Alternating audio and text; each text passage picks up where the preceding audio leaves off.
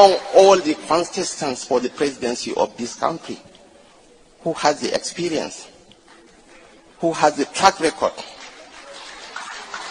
and of course, who has the intellect to catapult this nation to a higher pedestal. Leadership, Your Excellencies, goes beyond glamorizing poverty. No.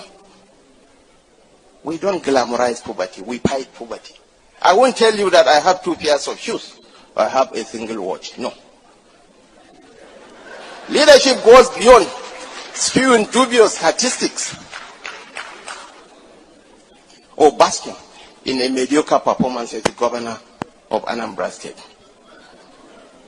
Your Excellencies, ladies and gentlemen, I respect Atiku Abubakar, but leadership goes beyond unstatesman-like rantings, someone who cannot unite his own party. I wonder how he's going to unite this nation.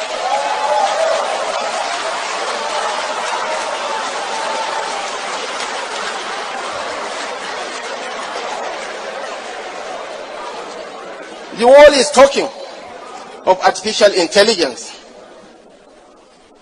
of big data, of nanotechnology. The training that the elder statesman got from Kano School of Hygiene was that of a wole. And believe me, the ability to sell bottled water doesn't make one an expert on the economy. Your Excellencies, ladies and gentlemen, my party in short is that Atiku Abubakar is no Abraham Lincoln. He is more of Raila Odinga.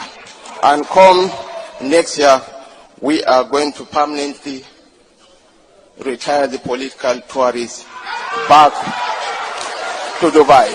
Thank you so much.